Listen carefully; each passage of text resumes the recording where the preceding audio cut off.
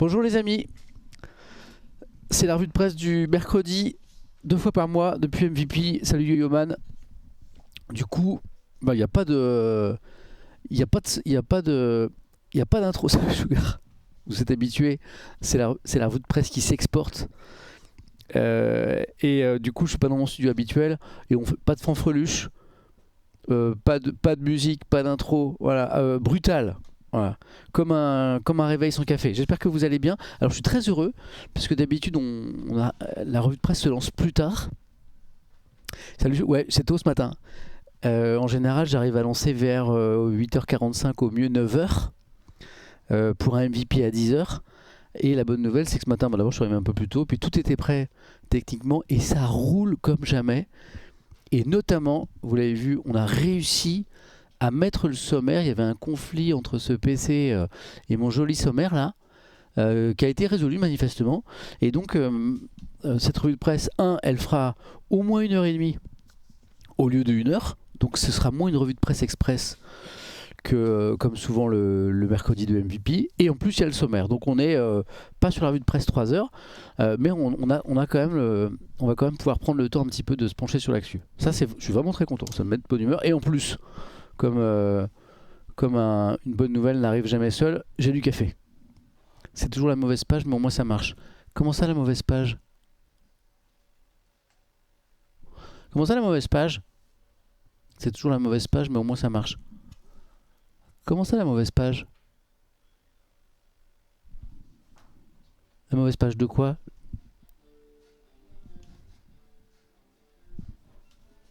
Non, c'est pas la mauvaise page. Mon sugar. Vous allez bien? Pour le sommaire. Bonjour, bienvenue dans la matinée Étienne. Ah, je te suis pas Sugar. D'habitude je comprends. Tu es un de ceux que j'arrive à comprendre le mieux, mais là je l'ai pas là. Bonjour, bienvenue dans la matinée Étienne. Je vois pas. Une revue de presse express extrêmement pressée. Non, il aurait fallu un jus de fruits, une orange pressée pour que ça fonctionne. Non, justement, on va pouvoir prendre le temps. Il y a ton fond d'écran. Oui, bah oui, parce que... Ah oui, il y a... la mauvaise scène peut-être. Tu voulais dire peut-être. Il n'y a pas de scène d'accueil ici. On est en écho. Vous avez le choix entre les journaux ou je peux vous mettre un petit Google quoi. Ah, un pack de bière. Merci de me faire passer des bonnes matinées au travail. Il y a des gens qui sont déjà au boulot là. Si tu regardes bien, il n'y a pas l'icône du gars avec un journal parce que c'est le dashboard qui te sert pour changer les sujets, mais pas l'overlay final à capturer. Ouais, mais ça marche. C'est ça qui est une dinguerie. c'est ça qui est fou. C'est ça qui est fou. Ah, donc c'est pas le bon lien, tu voulais dire. Ok. Comment ça tout juste arrivé au boulot, café. Mais vous embauchez si tôt que ça? Que vous bossez dans quoi? Et oui, ça bosse. Je suis en route, trop content d'être accompagné sur le chemin. Salut, chose quick. Les couvreurs, ça commence tôt. Ça couvre un pack de bière là? Au boulot depuis 8h, mais au Pélia, vous bossez dans quoi? Putain, je pensais vous réveiller, moi je pensais que vous étiez au lit quoi. Oh les courageux. Salut Captain Oui Oui. Taf depuis 6h, mais... Florent, tu bosses dans quoi? Acalmique, finance au Luxembourg, l'argent n'attend pas. Eh ben c'est dans une menuiserie, ok. Je bosse dès 8h, on est en Suisse. T'as la petite pression que nous mettent les Suisses en mode les Français, ok, vous embauchez à 9h, 9h30, mais c'est en Suisse ici ça bosse. Le bâtiment c'est 8h, Monémique. Alternante, assistante administrative, me dit Opélia. Bah non, ça bosse 6h pour Snow Coffee. Mais attendez, mais c'est la France qui se lève tôt ici. Au taf depuis 7h30, Spacey. Qui avait utilisé cette expression, la France qui se lève tôt? C'est quoi, c'est un Sarkozy qui disait ça? La France qui se lève tôt. Alors, travailler plus pour gagner plus, ça on connaît ça? Qui avait dit ça?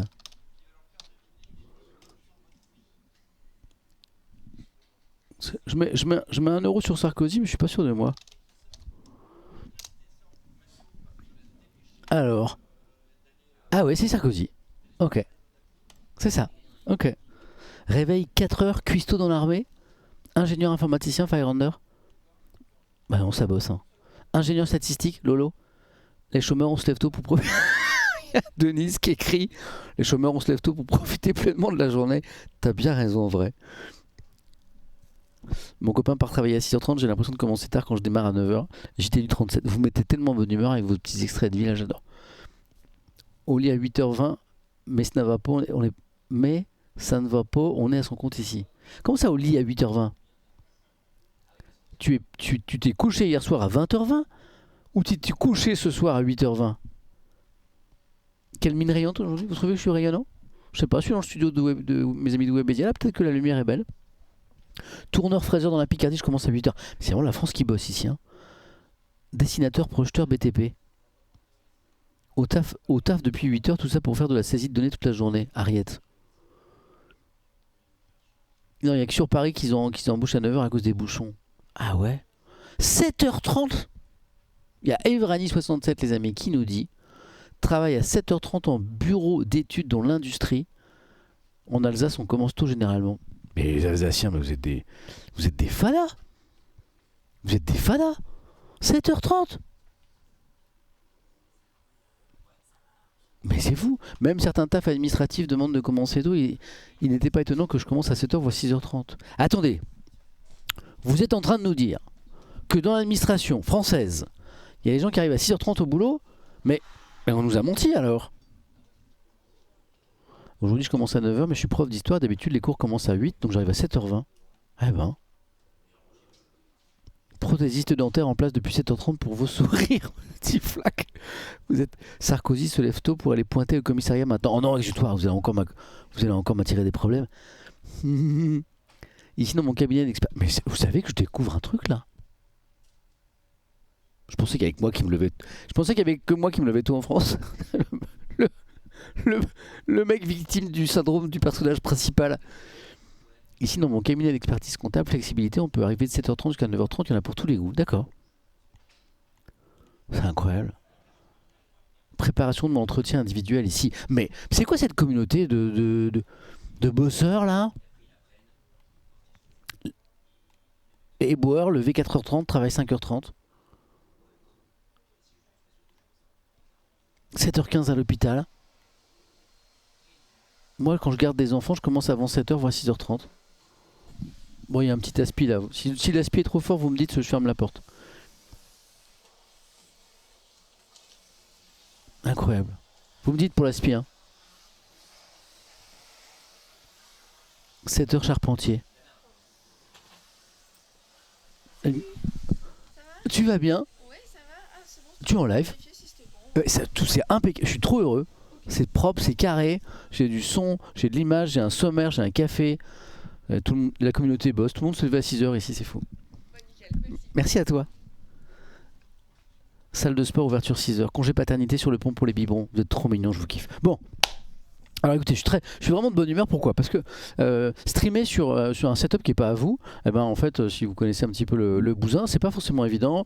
Un setup, ça se règle au millimètre tous les jours. Les petites fenêtres, est-ce que l'image est OK? Est-ce que le son est OK? Est-ce qu'il n'y a pas un problème de connexion quelque part entre l'iPad et le PC, entre la table de mixage et le PC, entre la caméra et le PC, etc., etc. Il y a toujours un petit truc, quoi. Et donc sur ton stream du quotidien, quand tu streams pendant plusieurs années, bah il y a un moment le truc, tu as à peu près les réglages qu'il faut, tu vois. Parfois ça te prend un petit peu de temps. Tiens, regardez, récemment j'ai voulu mettre des petites phrases mythiques politiques sur mes pads de table de mixage et je suis pas content du résultat, faut que je revienne dessus pour bosser sur le son. Et donc quand tu bosses sur un setup extérieur, bah tu repars un peu à zéro, quoi. Debout, exactement, comme Valérie Pécresse. Et là, donc ici je stream 2 fois par mois. Hein, parce qu'il y a 2 MVP par mois depuis les amis de Webedia. Le studio de MVP il est devant moi, ça commence à 10h et je vous fais une revue de presse avant qui va durer, donc on va lancer à 8h30 là, bim, 1h30, donc c'est une revue de presse un peu plus courte que d'habitude, mais 1h30 ça permet de dire des choses quand même. Et vous avez déjà le sommaire ici, et là tout fonctionne, le son fonctionne, l'image fonctionne, la vidéo fonctionne, l'acquisition de l'iPad fonctionne, le sommaire marche, c'est une dinguerie, et j'ai un café, voilà. Donc comment, dans ces conditions, comment ne peux-tu pas être de bonne humeur? Je ne sais pas si cette phrase est correcte. Alors moi je vous propose de commencer tout de suite le sommaire. Voilà, direct. Du coup je vous ai mis un petit peu moins d'actu que d'habitude. Hein. Parfois, je pousse à 6-7 sujets, là j'en ai 5, parce qu'on n'a qu'1h30. Mais du coup, on va être chill. On aura le temps de prendre le temps, notamment sur le premier sujet sur l'immigration. L'Iran, il faut prendre le temps aussi. Minneapolis, ça se raconte pas en 2 secondes. Hein. Il y a une forme de désescalade, mais j'ai mis un point d'interrogation. L'interdiction des réseaux sociaux aux moins de 15 ans, c'est voté à l'Assemblée. Et puis, il y a un dossier dans le Parisien sur comment l'IA est chargée désormais dans de plus en plus d'entreprises du recrutement, en tout cas du tri des CV. C'est assez passionnant. Est-ce que j'ai votre go pour le sommaire, bande de beaux gosses? Est-ce qu'on y va? Paul, le rédacteur en chef de MVP, vient de me dire on y va. Mais Samuel, ça va pas, faut pas changer les habitudes entre l'horaire et l'intro courte, c'est pas bon, tu me perds plus. C'est 2 fois par mois. Sam, tu oublies le stream à 15h pour finir la revue de presse, le stream de 19h pour Valorant et le stream de 22h pour Kratos. Non. Par contre, il y aura un petit stream gaming ce soir par contre. Je pense qu'on va reprendre Kratos, ouais. Non, il n'y a pas de... Aujourd'hui, il n'y a pas de... Il y a pas d'invité MVP. On va de 10h à midi. Ok, j'ai votre go. Eh ben c'est parti. Donc, normalement, si je fais ça... Hop, ça passe sur le sommaire. Incroyable. C'est fou, ça marche. Ok. Regardez, même Samuel Roubot, les goths, hein, la commu, ils ont créé un petit bot. Voilà, sujet suivant, sommaire, 11 minutes. 11 minutes d'intro, ça c'est un record en général, nous on fait une demi-heure. Alors, il faut que je dise bonjour à ceux qui vont nous écouter en podcast audio, c'est parti. 3, 4, bonjour à tous, bienvenue dans la matinée Étienne, on est le mercredi 28 janvier 2026. Alors c'est une revue de presse un peu particulière ce matin parce que d'habitude elle dure 3 heures et là, elle durera 1h30. Pourquoi? Parce que je suis depuis les studios de MVP, ma vie pro, mon émission qui 2 fois par mois explore les voies professionnelles pour que chacun trouve la sienne. C'est une émission dont je suis très fier, c'est la 2e saison que vous pouvez retrouver sur ma chaîne Twitch 2 mercredis par mois. Et cette émission elle commence à 10h. Du coup, là, il est 8h30 et donc on en a pour 1h30. 1h30, on peut déjà se raconter pas mal de choses sur l'actu. Voilà. Donc merci à ceux qui nous écoutent en replay. C'est pour ça que je recommence mon petit bonjour ici. Et que ce soit sur YouTube ou en podcast. Et c'est parti pour le sommaire. Le sommaire, c'est en quelques minutes. Je vais vous dire ce dont on va parler aujourd'hui. Alors, premier sujet, l'immigration. Alors franchement, au début, quand j'ai commencé à lire les journaux ce matin, je me suis dit, oh là la flemme. C'est un sujet tellement complexe. Est-ce que je vais trouver des articles vraiment bien foutus, équilibrés, intelligents pour essayer d'analyser finement ce sujet complexe qui est l'immigration? Oui et non. C'est-à-dire qu'à des papiers, il y en a. Hein. C'est la une de Libération, Libé qui nous dit pourquoi la France a besoin d'immigration. Bon, d'accord, bon, ça a le mérite d'être clair. Tandis que la France a fortement limité le nombre de régularisations. L'Espagne en a annoncé hier 500 000. Ça, c'est l'actu, c'est pour ça que vos journaux en parlent ce matin. Une solution absente du débat français malgré une économie atone. Bon, donc on lira le regard de Libération là-dessus. Et je trouve intellectuellement honnête de vous proposer un deuxième regard qui n'est pas du tout celui de Libération, celui du Figaro, sur le même sujet. Hein. C'est ça un regard éditorial, c'est une même actualité, c'est pas du tout la même analyse. Voilà. Alors le Figaro, eux, ils préfèrent axer leur papier, leur dossier, c'est également la une du journal, sur le fait qu'en 2025, l'immigration a atteint un niveau record en France. 4,5 millions d'étrangers disposaient d'un titre de séjour en cours de validité sur notre territoire en fin d'année dernière. Ils représentent désormais 8,1% de la population adulte. Voilà. Et il y a un édito d'Yves Traire dans le Figaro qui parle d'un tsunami migratoire. Vous voyez, c'est pas tout à fait la même l'éditorial de Libé. Donc vous avez Libé qui vous dit qu'il faut plus d'immigration, puis le Figaro, vous le comprenez, qui vous dit l'inverse. Bon. Ça va nous faire des éléments de réflexion. Ça va nous faire des arguments à analyser. Pour que vous puissiez vous faire votre opinion. Moi je ne suis pas un gourou, je ne vous dis pas ce qu'il faut penser. De temps en temps j'exprime mon opinion, mais mon opinion, vous en faites ce que vous voulez. Si vous voulez vous la carrer là où je pense, vous avez bien le droit. Et puis il y a un papier dans la Croix justement sur le fait que l'Espagne régularise plus d'un demi-million de migrants. Pourquoi l'Espagne, pays européen, dans le nez, voilà, vous pouvez la carrer dans le nez. Pourquoi l'Espagne régularise plus d'un demi-million de migrants? Bon, on essaiera de comprendre ça avec la Croix. Voilà. Donc voilà pour le premier dossier. Deuxième dossier, alors moi je vous en ai longuement parlé hier. c'est l'horreur de ce qui se passe en Iran, avec cette répression du régime, du soulèvement populaire des Iraniens, une répression dans le sang. Hein. Et on en a longuement parlé hier avec des... C'était un dossier très émouvant parce qu'il y avait notamment dans le Figaro des portraits justement de victimes très jeunes, hein, des vies brisées parce que ces jeunes gens avaient décidé de descendre dans la rue pour manifester contre le régime, contre le pouvoir. C'était très fort. Et le Parisien, ce matin, consacre un papier à ça avec des chiffres et des témoignages qui glacent le sang, littéralement. Voilà. Donc, deuxième sujet. Troisième sujet, vous savez, on suit ce sujet avec beaucoup d'intérêt ici et depuis plusieurs jours, depuis plusieurs semaines, je dirais même, les dérapages, les exactions, les meurtres commis par l'ICE, la police de l'immigration aux États-Unis, avec un pays, une société américaine qui se polarise à l'extrême, hein, avec un débat très tendu sur cette question de l'immigration. Puis, oui, il n'y a pas qu'en France qu'on en parle. Et Le Monde constate, avec d'autres journaux ce matin, qu'il y a une forme de désescalade. Voilà. Alors j'ai mis un point d'interrogation, parce que je suis toujours prudent, à Minneapolis, hein, qui est un peu le centre des tensions, Minneapolis, où il y a eu 2 personnes tuées, hein, par 2 manifestants, par cette ICE, cette police de l'immigration.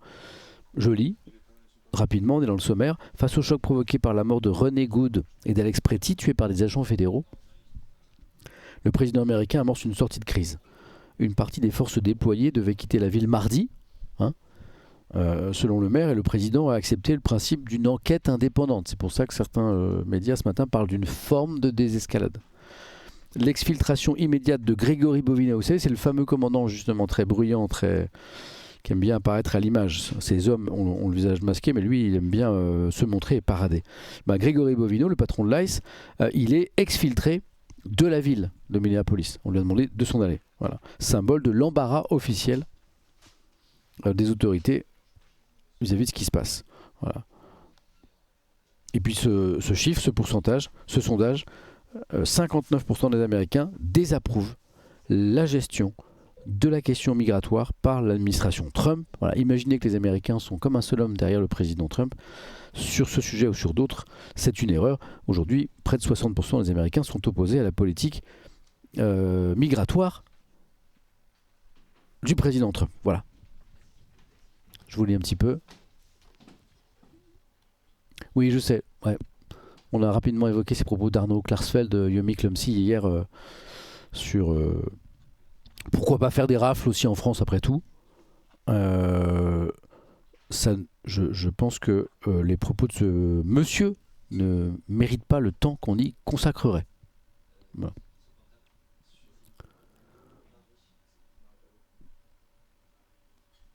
Je vous lis. Merci Exutoire. Merci. Pardon, je vais sûrement rater plein de subs ce matin parce que j'ai pas mon alerte sub sur ce setup. Mais merci à toi. Alors ça aussi c'est un sujet dont je vous parle depuis plusieurs semaines, voire plusieurs mois, notamment parce que l'Australie a été il y a quelques semaines le premier pays au monde à interdire, à tenter d'interdire, parce qu'après tu peux contourner, tu peux mettre un petit VPN qui va bien, etc. À interdire en tout cas l'accès officiellement des réseaux sociaux aux moins de 15 ans.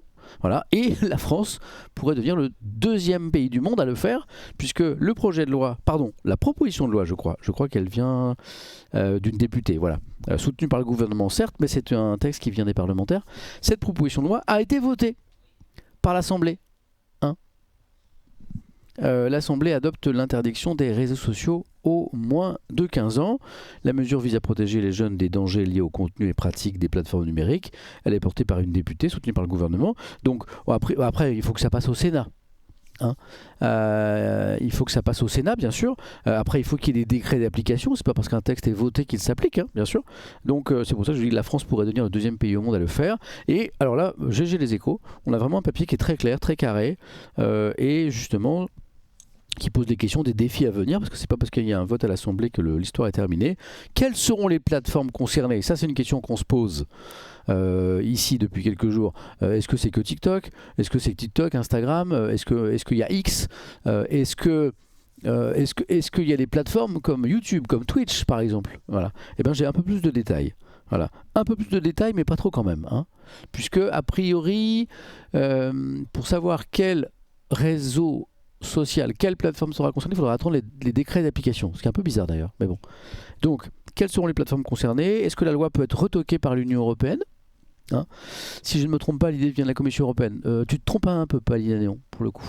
Ouais, c'est pas du tout une initiative européenne, pour le coup. Pas du tout. Au contraire. Alors c'est même l'inverse. L'Europe est plutôt un frein. C'est-à-dire qu'il y a En France, il y a déjà eu une tentative de restreindre l'accès aux réseaux sociaux des moins de 15 ans il y a quelques années, je crois. Mais c'était contraire à la loi européenne. Et ça a été retoqué. Donc c'est l'inverse. Voilà. Et cette loi européenne, elle a un peu évolué, ce qui justement permettrait que cette loi puisse s'appliquer en France. Donc c'est pas du tout une initiative européenne, c'est un peu l'inverse. Voilà. Je vous laisse répondre aux habitués pourtant qui devraient savoir ça, comme King Julian qui dit ah ton sommaire est écrit en tout petit, etc. Je ne suis pas sur mon setup. C'est le setup de MVP, je suis à des kilomètres de chez moi, donc ici c'est le petit setup du mercredi, donc c'est pas comme d'habitude, donc vous faites avec. Par contre, les modos, les habitués, je vous laisse répondre parce que je ne veux pas pouvoir répondre à chaque personne qui dit ah mais la caméra elle est pas au même endroit, ah mais c'est quoi ce truc derrière toi, ah le sommaire c'est pas le même, ah je vais pas avoir le temps. Donc vraiment, s'il vous plaît, je vous laisse répondre aux gens parce qu'après ils vont croire que je les ignore, que je m'en fous de leurs remarques, etc. Donc je vous fais bosser, ok? Donc comment la vérification de l'âge se fera-t-elle? Ah, ça pose la question aussi des données personnelles. Voilà. Y a-t-il des risques de contournement? Oui. Bien sûr. Voilà. Et quel est le calendrier avant que cette loi n'entre en vigueur? Parce qu'encore une fois, c'est pas parce que c'est voté que ça entre en vigueur. Et puis on vient avec un sujet que je trouve passionnant, qui m'est proposé par Le Parisien ce matin. Quand l'IA est chargée des recrutements, trier les CV. Alors pour le coup, c'est un thème qu'on pourrait aborder dans MVP, ça. Paul, t'as vu la une du Parisien? Quand l'IA est chargée des recrutements. C'est comment, de plus en plus, les entreprises font appel à l'IA pour trier les CV. Le dossier est génial. On fait un breaking news, on casse tout le sommaire, c'est parti. Non mais c'est marrant. Paul, c'est le rédacteur en chef de l'émission. Et donc quand l'IA est chargée des recrutements, trier des CV et même mener des entretiens d'embauche, l'IA est utilisée massivement par les employeurs désormais. Et Le Parisien fait un dossier qui est assez clair sur à quel point les entreprises aujourd'hui se servent de l'IA pour faire un premier tri en fait des CV, voilà. Et parfois ça va beaucoup plus loin. Il y a Kezak qui dit horrible ça, si c'est une IA par téléphone, je fais même pas l'interview. Aujourd'hui, il y a des entretiens d'embauche, des premiers entretiens, le premier entretien qui se fait par IA. Il y a une dame qui t'appelle avec une jolie voix douce qui te pose des questions. C'est un entretien d'embauche, un premier entretien quoi. C'est une IA. Le truc dure 8-9 minutes. Et après, l'IA, elle envoie le rapport à la boîte. Oui, oui, oui. En disant, bon, écoutez, celui-là, il est pas mal. On peut peut-être le recevoir en vrai. Incroyable. Alors, j'ai découvert ça ce matin, moi. Voilà, c'est Adèle, s'appelle Adèle. Regardez. Bonjour Aurélie, je suis Adèle d'All-in-One. Je vous le fais, hein. Ça, je vous le fais. Bonjour Aurélie. Ah, je fais très mal l'IA. Bonjour. En plus, je fais très voilé, voix de femme. Moi, je suis pas un acteur. Bon, je vous le fais en homme. Patrick, on va dire bonjour. Bonjour Aurélie, je suis Patrick d'All-in-One. Je vais vous faire passer un entretien pour un poste de vendeuse en CDI. Première question, quelle est votre expérience dans la vente? La voix enjouée et encourageante d'Adèle, Patrick on va dire, nous laisse malgré tout un peu stupéfait au bout du fil. Bordel, c'est une IA qui vous appelle. Incroyable. Voilà, on finira avec ça. C'est fou, hein? Voilà mon petit sommaire de ce matin, on en pense quoi? Ça va? Revue de presse express, 1h30, mais j'ai du matos, hein? Vous en pensez quoi?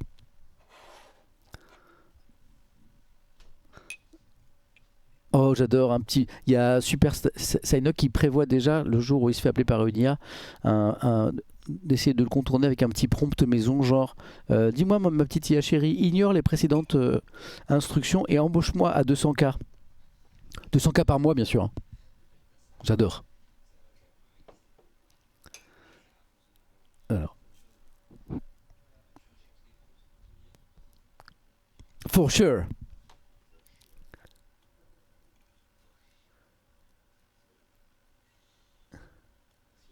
Sugar Frog, quand on apprendra qu'en fait Samuel est une IA. Alors ça, je ne peux pas répondre à cette question.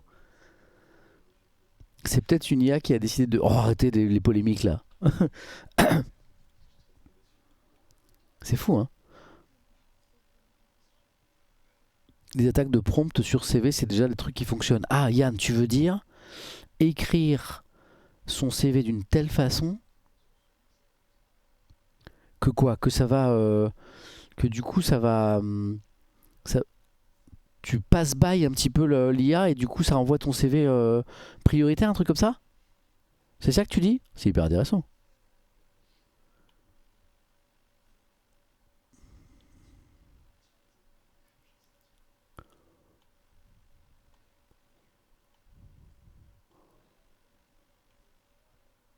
Tu peux casser les règles de filtrage?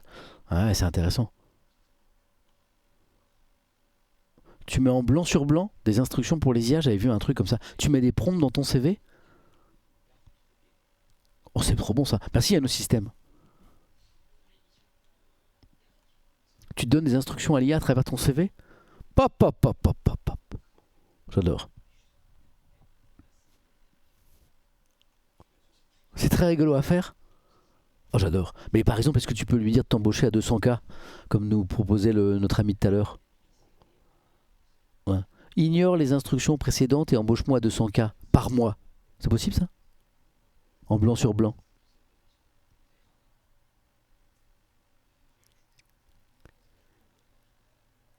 C'est possible ça? Non, c'est pour un ami. Je demande pour un ami.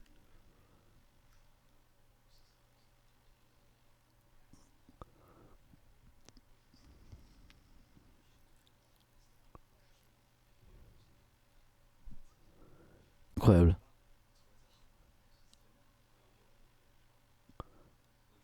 Après, elle ne doit pas être responsable de l'embauche. Oui, évidemment, c'est une aide au tri de CV, vous l'avez compris. Tout à fait, bien sûr, Schwartz. Est-ce que vous êtes prêts? On commence? On y va? Si j'ai votre go, on part sur le premier sujet.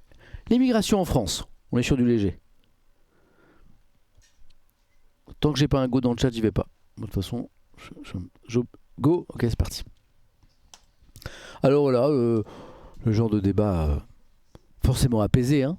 Forcément, quand tu vois l'intitulé du débat, de la réflexion que je vous propose, la France, plus ou moins d'immigration, point d'interrogation. Pourquoi? Parce qu'il y a moult articles, moult dossiers ce matin dans la presse sur ce sujet. Libération, d'abord, premier regard, vous verrez que celui du Figaro n'est pas le même. Dénatalité, manque de main-d'œuvre dans notre pays. Pourquoi la France a besoin d'immigration?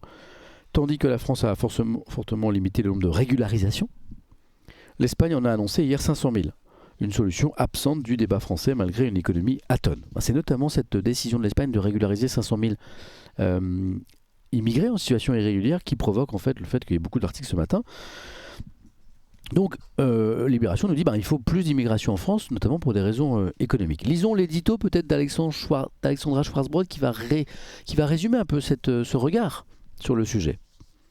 Il aura donc fallu plus de 10 ans de politique migratoire européenne répressive, des dizaines de milliers de noyades en mer d'hommes, de femmes et d'enfants cherchant à fuir la guerre ou la misère, pour que l'on comprenne enfin que l'immigration, soigneusement encadrée, est sans doute la clé de la puissance économique et donc politique de l'Europe. Je parle doucement parce que je trouve que cet édito résume bien la philosophie qui sous-tend un peu ce dossier.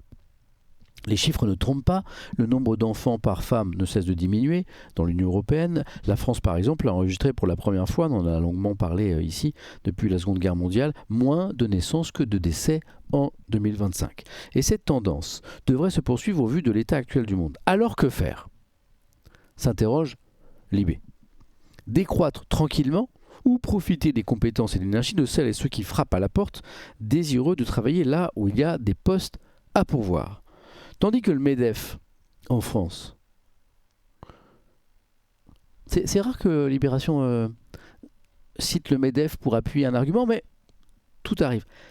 Tandis que le MEDEF en France pousse à ouvrir davantage le pays à seule fin de récupérer de la main-d'œuvre, La Confédération allemande des syndicats s'est récemment félicitée qu'Angela Merkel ait accueilli en 2015 quelques 1,2 million de réfugiés. 10 ans plus tard, 69% de ces réfugiés ont un emploi et participent à la croissance de l'Allemagne. Aussi, la Confédération appelle-t-elle à en admettre davantage encore pour continuer à prospérer.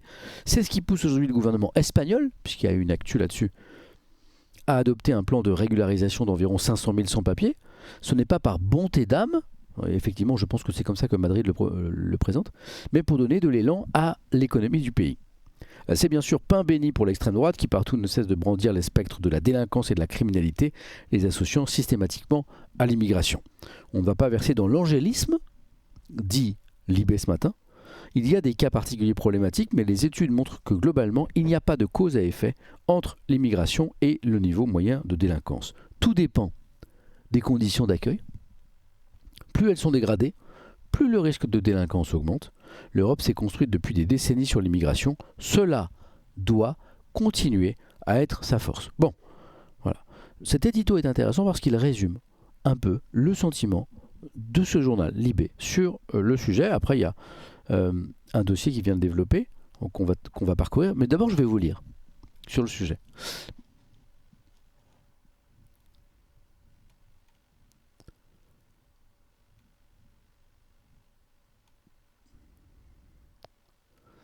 Ah tiens, je pensais pas que le MEDEF avait cette posture aussi, Peter Louis, depuis longtemps. Le MEDEF, le syndicat patronal, le MEDEF, est pour le coup un lobby qui est pro-immigration. Expliquant depuis très longtemps que la France a besoin de main-d'œuvre étrangère pour faire tourner son économie. Alors ça, c'est vraiment pas nouveau du tout.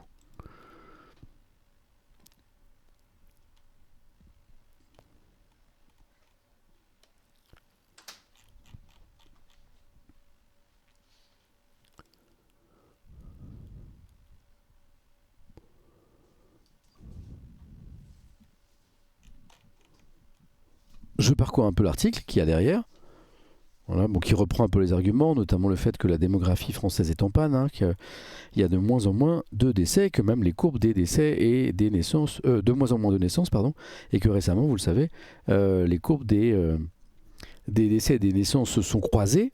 La seule chose qui fait qu'on a une démographie encore positive, justement, c'est l'immigration. C'est ce qu'on appelle un solde naturel négatif. Et ça ne va pas s'arrêter. Cette tendance va se confirmer dans les prochaines années, au moins jusque dans les années 2040. Voilà. Et cette situation a de nombreuses répercussions. Ça, on en a parlé beaucoup des conséquences de cette baisse de la vitalité démographique dans un pays comme la France. On n'est pas le seul pays concerné, vous le savez. Cette situation a de nombreuses répercussions. Elle fragilise le financement du système des retraites, la sécurité sociale, puisqu'on a un système, nous, de retraite par répartition. Elle impacte aussi la croissance économique avec une main-d'œuvre moins nombreuse. La professeure d'économie à l'école polytechnique Pauline Rossi estime ainsi le manque à 100 000 personnes à moyen terme sur le marché du travail. Alors, le président Macron en a parlé l'an passé, il a annoncé un congé de naissance qui s'applique là, en ce début 2026, et un plan contre l'infertilité en vue d'un réarmement démographique, la fameuse formule un peu malheureuse, pour relancer la natalité qui patine. Mission quasi impossible. Tu ne décrètes pas la natalité d'une population et d'un pays. C'est prouvé dans plein d'exemples internationaux. Voilà. Une autre possibilité existe, écrit Libé, l'immigration. Selon les chiffres publiés mardi par la Direction générale des étrangers en France, les titres de séjour délivrés pour la première fois sont en hausse, plus 11% sur un an.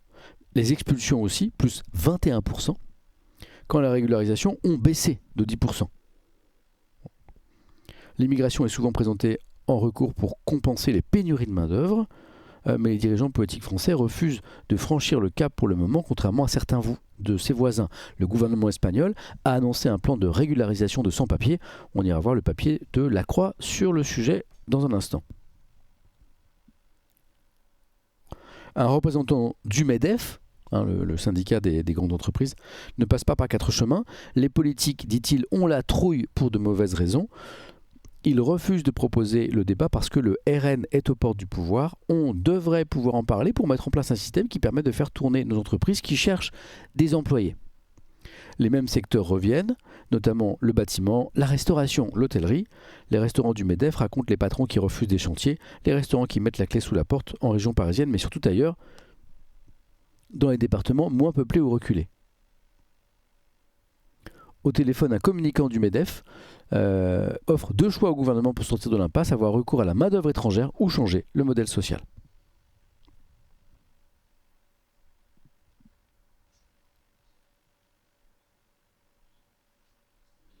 Je finis le dossier parce qu'il est intéressant, puis après je vais vous lire.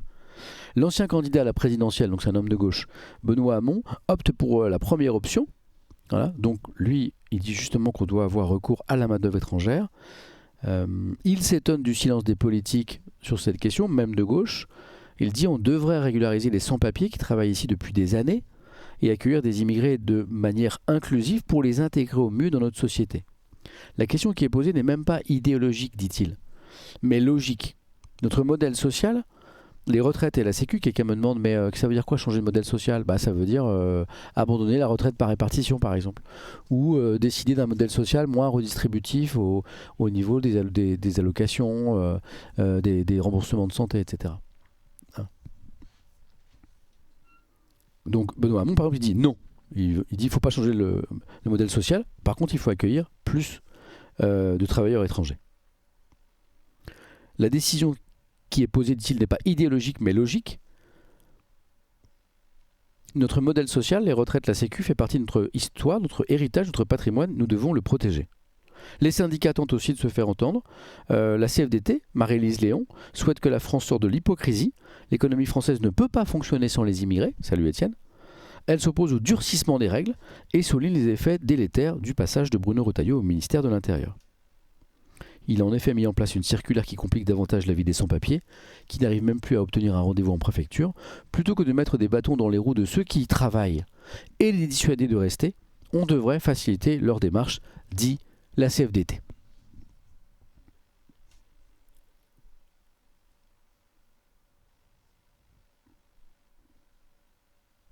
Elena qui travaille au ministère de l'Intérieur depuis quelques années, se confie à Libération. Elle ne se pose même plus la question sur les blocages, elle n'attend plus rien, elle est assez désabusée. Elle a travaillé sous plusieurs ministres place Beauvau, mais elle fait toujours le même constat. La question migratoire est traitée en France de manière négative. On se concentre sur les sans-papiers, les sans-papiers, et les migrants aux frontières. Il n'y a aucune réflexion sérieuse en lien avec la démographie, à cause de l'idéologie politique qui prend des décisions à contresens. Personne ne prend le risque d'inverser la tendance et de faire des propositions. Elena note un détail qui a son importance, dit-elle, lors de ses discussions avec des collègues ou des responsables politiques. Des collègues, des responsables qui lui parlent de la super nounou qui cajole les enfants ou de l'aide à domicile qui prend soin des parents. À tous les coups, presque, ce sont des personnes issues de l'immigration. Ils voient bien l'utilité, ils sont conscients du manque de personnes dans ces secteurs, mais ils ne font jamais le lien entre leur situation personnelle et le reste du pays. Ils préfèrent l'idéologie à la logique. Et dans un instant, on va lire le dossier du Figaro qui dit exactement l'inverse. Comme ça, vous avez 2 visions du sujet qui s'opposent. Je vous lis maintenant. Dans mon ancienne entreprise, dit Archange 57, on peinait à recruter dans un bassin d'emploi limité. On avait beaucoup d'immigrés qui étaient de formidables personnes, loin des clichés vus dans ces news. Alors, sur le sujet du logement, Goupil, tu as complètement raison, c'est un scandale aujourd'hui en France.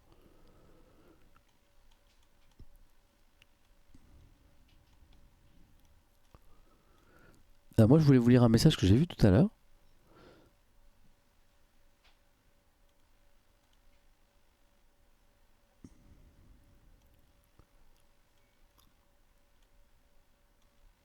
Ah voilà, c'est Lili Pilou, salut. Je suis étrangère avec 2 bacs plus 5, un travail et autour de moi, je n'ai que ce schéma malheureusement. Les médias nous invisibilisent et ne voient que l'immigration négative. C'est ton message que je cherchais.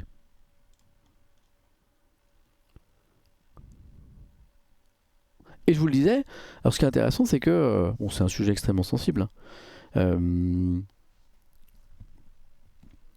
Figaro propose un regard diamétralement opposé sur le sujet. Svender dit, il parle souvent de la nounou, de la femme de ménage, mais étant ingénieur étranger dans des boîtes tech et dans les 2 boîtes que j'ai pu faire, il y a énormément d'ingénieurs étrangers. Alors, le reproche que faisait la personne qui travaille au ministère de l'Intérieur, c'est que en France, on ne parle du sujet de l'immigration que sous un prisme négatif, quoi. Alors le Figaro, justement, ce prisme négatif, il est là. Le titre de l'édito d'Yves Tréhard, c'est Tsunami migratoire. Voilà, on pourrait presque s'arrêter là, tout est dit. Mais ce qui est intéressant, c'est de comprendre les arguments qu'il y a derrière ça, quoi. Le Figaro, plutôt que d'appeler comme Libération à plus d'immigration, ou en tout cas plus de régularisation en France pour nourrir notre économie et notre système social, le Figaro titre « En 2025, l'immigration a atteint un niveau record en France. 4,5 millions d'étrangers disposaient d'un titre de séjour en cours de validité sur notre territoire en fin d'année dernière, donc 4,5 millions d'étrangers en situation régulière.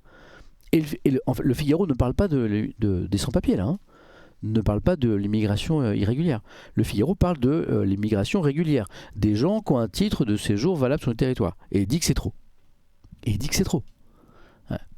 4,5 millions d'étrangers et représente désormais 8,1% de la population adulte.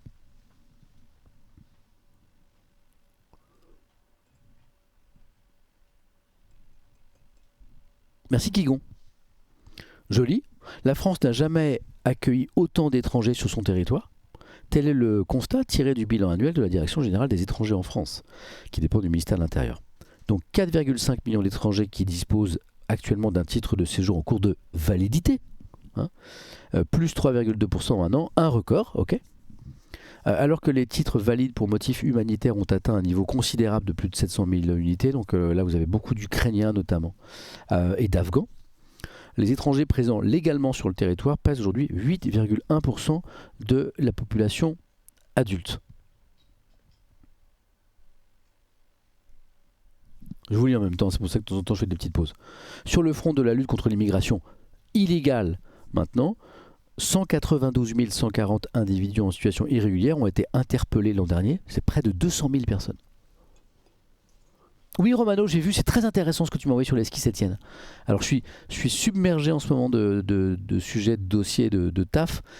Mais il y a Romano dans le chat qui m'a envoyé un mail très intéressant sur une amélioration de la revue de presse avec un projet d'esquisse, Étienne. J'ai trouvé ça très intéressant. Voilà, je manque de temps pour revenir vers toi tout de suite, là. Mais je l'ai lu avec beaucoup d'intérêt. Merci à toi.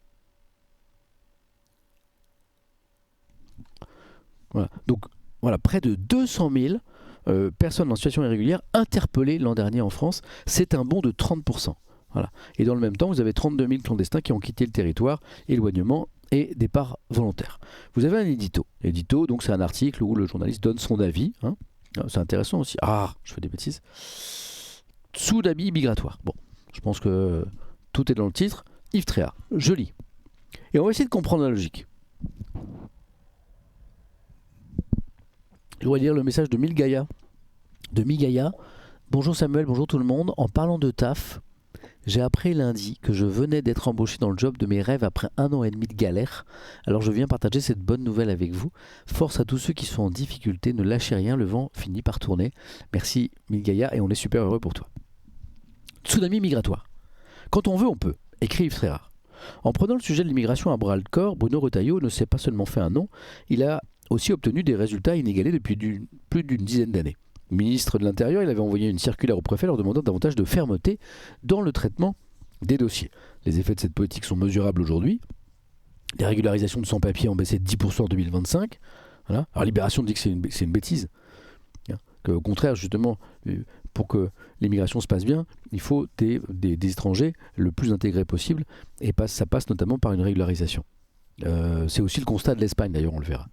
Voilà. Le Figaro, à l'inverse, se félicite de la baisse des régularisations. Vous voyez, c'est pas du tout le même regard. Et les expulsions d'étrangers ont augmenté de plus de 15% dans la même période. Mais si la lutte contre l'immigration clandestine, estimée à près de 800 000 individus sur notre sol, a fait quelques progrès, le nombre de titulaires d'un titre de séjour, donc des gens qui sont en situation totalement régulière dans notre pays, n'a jamais été aussi élevé, 4,5 millions de personnes. Et ça pose un problème, manifestement, à Yves Tréhard. La réalité, dit-il, et qu'aucune politique digne de ce nom n'a été engagée dans la durée pour arrêter le tsunami migratoire. Le choix de ce mot, il est éditorialement très signifiant et très fort. Tsunami, pas quelque chose de très positif. C'est même totalement négatif. Rocard, Giscard, quelques autres ont en leur temps lancé l'alerte et après des promesses, dit-il. Le refus de regarder en face notre incapacité à intégrer massivement des ressortissants de cultures lointaines, à les loger, à les éduquer, à les employer correctement, a servi de cache-misère. Est-ce la crainte d'avoir mauvaise conscience, de faillir aux droits de l'homme, de manquer à un devoir de générosité des années après les décolonisations ? Inutile d'aller chercher loin les raisons de la défiance des Français envers leurs dirigeants politiques, de la montée aussi des radicalités. L'immigration reste le terreau sur lequel prospèrent démagogie et hypocrisie. Le dernier exemple de cette dangereuse comédie remonte au mois de janvier 2024, quand le président Macron a saisi le Conseil constitutionnel sur la loi immigration portée non sans mal par Gérald Darmanin. Le verdict était couru d'avance, censure de la moitié du texte. Comme s'il avait quelque chose de honteux à durcir le regroupement familial, à réduire l'accès aux prestations sociales, à rétablir le délit de séjour irrégulier, à revenir sur l'automaticité du droit du sol. Cessons de faire croire aux Français que l'Europe nous empêche d'agir sur ce front. Les racines du mal sont au bord de la Seine. Bon. Ce que je reproche à cet édito, parce que de temps en temps je donne mon avis, rappelez-vous, mon avis ne vaut rien. Ce n'est que mon avis, il n'engage que moi, et vous avez tout à fait le droit d'exprimer un désaccord par rapport à ça. Mais je trouve ce qui manque dans cet édito, ce sont des arguments. C'est-à-dire qu'on comprend bien la position d'Yves Tréhard sur le sujet. Il dit l'immigration, c'est pas bon pour la France. Mais on comprend pas bien pourquoi il le dit finalement. C'est pas, enfin, je trouve pas qu'il y a d'arguments choc et comment dire, et convaincant quoi. Dans cet édito. Alors peut-être qu'il en a. Peut-être que si on lui payait un café, il nous expliquerait. Mais là, je ne les vois pas.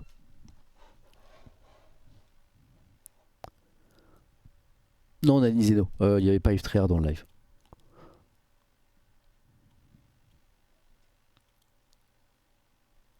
C'est le même discours que le RN et Reconquête sur la submersion migratoire. Je ne peux pas te donner tort. Vous savez, le Figaro, c'est un journal particulier. C'est un journal d'une grande qualité. De très bons articles sur l'analyse de la vie politique française, sur l'actualité internationale. Le dossier sur l'Iran hier était une masterclass avec notamment un papier de Delphine Minoui. Il y a de très bons papiers sur la culture aussi. Mais le Figaro, c'est aussi un journal qui en sa une met un édito où un journaliste, un responsable, Yves Tréhard, c'est le numéro 2 de la rédaction du Figaro, donne son avis et c'est un avis qui est toujours de droite et conservateur parce que le Figaro est un journal de droite et conservateur et parfois ça va un peu plus loin et c'est vrai que depuis quelques mois vous avez effectivement des éditos en une du Figaro qui pour moi ne représentent pas la totalité du journal mais qui sont là qui sont sur cette ligne là voilà. Et certains éditos ces derniers mois appelant clairement à l'union des droites entre la droite LR traditionnelle et l'extrême droite. Voilà. Donc, voilà. Le Figaro, ce sont ces deux choses-là.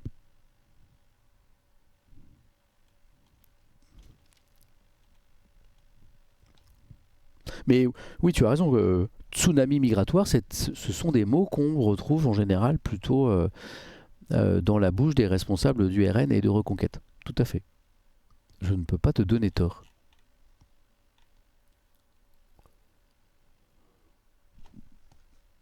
Et je vous fiche mon billet, mais vraiment parce que je connais un peu cet univers et ce milieu, qu'au Figaro, il y a des journalistes qui ne partagent pas cette opinion.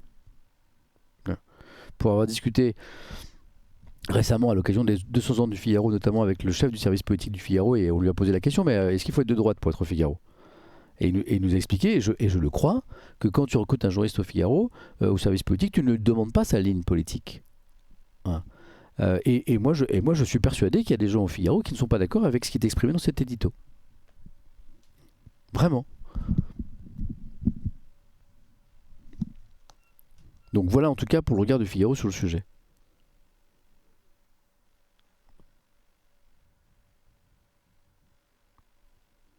Est-ce que j'ai un petit peu de temps ? 9h08, je vous lâche à 10h. Bon, je regarde si l'on... Parce que là on a l'édito, mais il y a un dossier aussi derrière.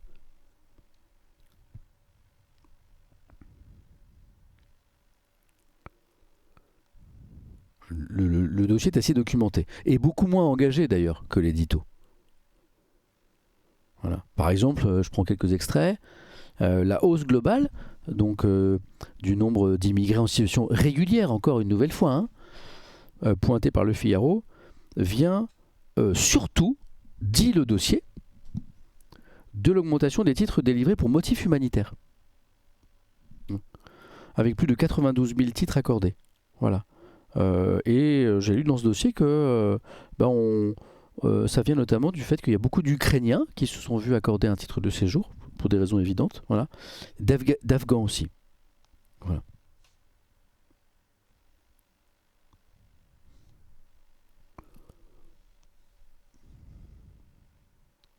Vous avez aussi ce qu'on appelle le regroupement familial.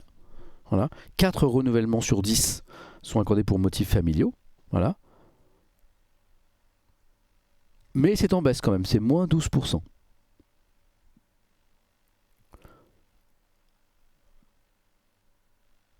Vous avez aussi ce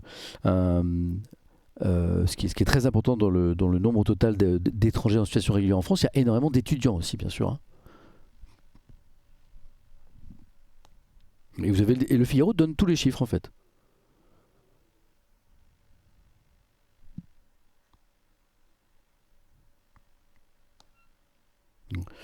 Je vous lis un petit peu et puis après on va lire le dossier de la Croix, l'article de la Croix sur le fait que l'Espagne, elle a décidé de régulariser massivement. Et c'est pas la première fois, je crois, 500 000 personnes. Donc pour le coup, 500 000 personnes en situation irrégulière et qu'on régularise. Alors que le Figaro, lui, l'édito littéraire pointe le fait qu'il y a trop d'étrangers, y compris en situation régulière, en France.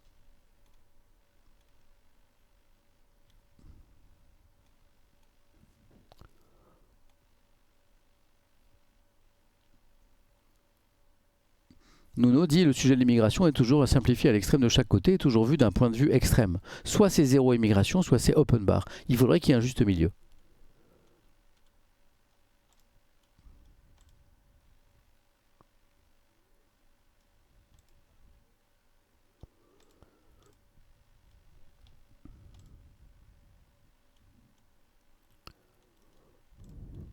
Je remonte un peu le chat. Il y a un message intéressant de Caius. J'ai fait une expérience avec des proches alignés sur les propos du RN par rapport à l'immigration, mais l'immigration avec un reportage suisse concernant les frontaliers français qui vont travailler en Suisse. Voilà. Très étrangement, ça les a obligés à revoir leur copie car la dissonance cognitive était trop importante pour eux. Oui, quand subitement, l'immigré, c'est le français. Exactement. Alors lisons ce papier de la Croix si vous voulez.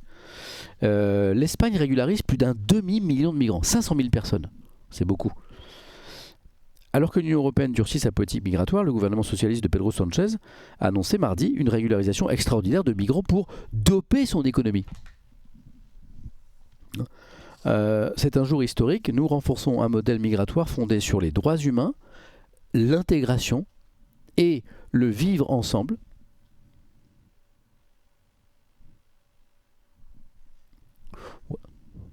Merci HB pour ce message clairement à caractère raciste qui vient d'être supprimé par la modération. Point d'exclamation modération si tu veux les règles d'échange de cette chaîne. C'est un jour historique, nous renforçons un modèle migratoire fondé sur les droits humains, l'intégration et le vivre ensemble, compatible avec la croissance économique. Ça, c'est le communiqué du gouvernement espagnol. En annonçant une régularisation extraordinaire de plus de 500 000 immigrés illégaux, majoritairement sud-américains, le gouvernement de Pedro Sánchez fait figure d'exception dans l'Union européenne, qui est plutôt justement sur une dynamique inverse. Voilà. Les règles, les migrants devront prouver pour être régularisés qu'ils sont arrivés en Espagne avant le 31 décembre 2025, qu'ils étaient présents au moins depuis 5 mois et qu'ils n'ont aucun antécédent pénal. Entre avril et juin, ils pourront demander donc un permis de résidence d'1 an pour travailler et ensuite obtenir la régularisation définitive. Cette mesure extraordinaire s'inspire d'une loi d'initiative citoyenne qui avait recueilli 700 000 signatures de la société civile et de plus de 900 organisations, ONG, institutions de l'Église, etc. C'est intéressant ça. En fait, cette demande, elle vient de la société espagnole. la société civile espagnole. Elle a été déposée au Parlement par plusieurs collectifs de migrants et soutenue en avril 2024 par tous les partis espagnols, sauf l'extrême droite, ce qui n'est pas une très grosse surprise. Le parti Vox en Espagne.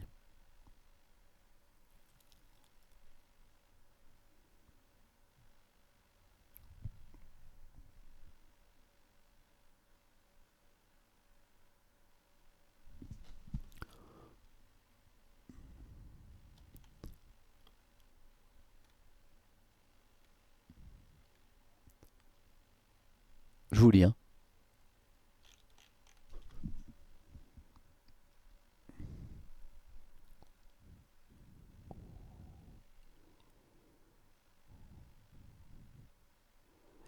Alors la Croix rappelle que c'est pas la première fois, hein, que c'est pas la première régularisation extraordinaire de sans-papiers en Espagne. Depuis 86, tous les gouvernements espagnols, socialistes comme conservateurs, euh, ont procédé à 7 processus de ce type, 7 régularisations massives d'étrangers en situation irrégulière.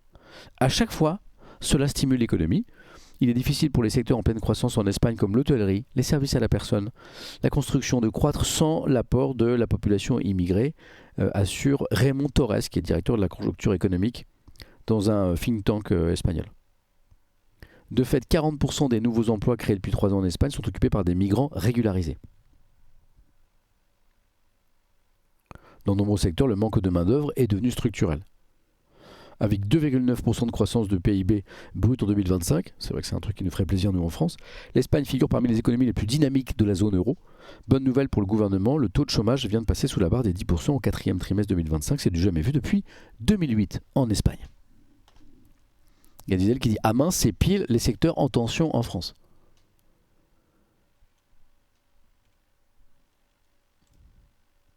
Alors je vois certains messages sur « Ah oui, mais c'est des... » Je ne veux pas les ignorer, hein. L'article vient de dire que ce sont des immigrés qui viennent d'Amérique latine, peut-être que l'intégration est plus facile. Voilà. Et Nasty Street Art vous répond, on partage beaucoup plus culturellement avec les pays du Maghreb qu'avec les pays baltiques, par exemple. Vous êtes juste raciste.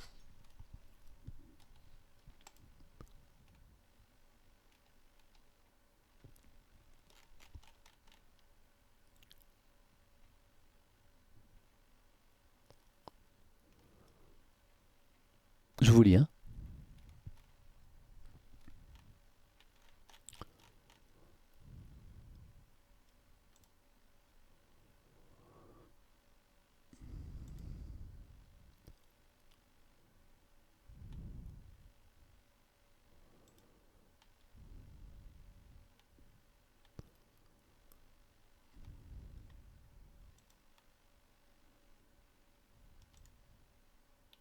Alors j'entends aussi, hein, il y a beaucoup de gens qui se présentent comme étant de gauche dans le chat qui disent moi je suis pas d'accord avec ça, notamment la vision de Libération. Quelqu'un disait tout à l'heure Libération porte les revendications du MEDEF et ça m'embête. De savoir que le discours de mais il y en a besoin de travailleurs étrangers pour les secteurs dits en tension, et vous êtes nombreux à dire ouais mais c'est des jobs qui sont mal payés, c'est des jobs difficiles. Et donc vous êtes un certain nombre dans le chat à dire en fait ces jobs faudrait les réformer. Il faudrait que ces jobs soient mieux payés, sous-entendu pour que les Français puissent les accepter. C'est ça l'idée, hein.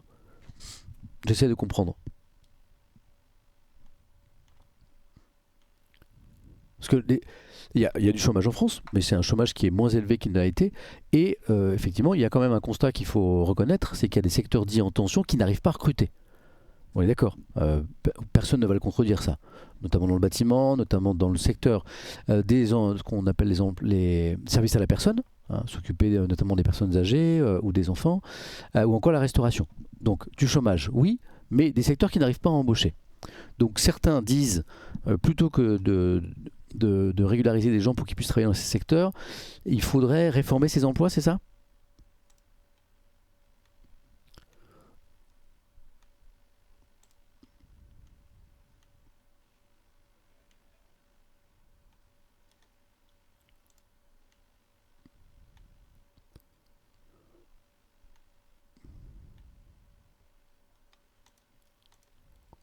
Le problème, c'est que justement, écrit Sakir, c'est que des patrons profitent de la précarité de certains immigrés pour tirer les salaires vers le bas.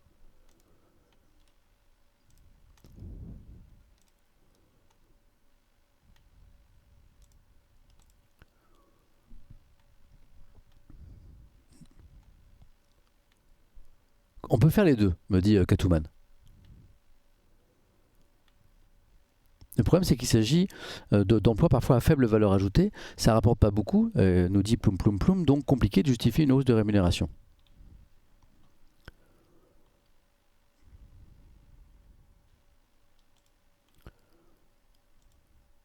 Il y a Sisme qui dit auxiliaire de vie payé au SMIC pour s'occuper de personnes dépendantes, une honte. Oui, il faut valoriser à juste valeur les emplois. Je ne peux pas te donner tort.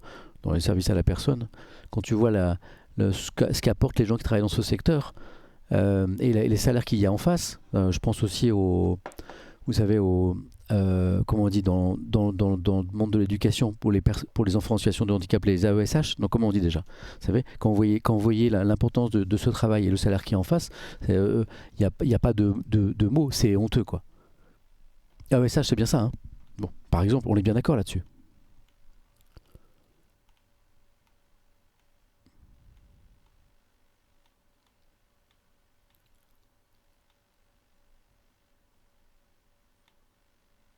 En 10 ans de travail en tant qu'échafaudeur dans la région parisienne, donc échafaudage, dit Roms, je n'ai eu une seule fois, un intérimaire européen, dis-tu. Les Français boudent les métiers difficiles, c'est un fait.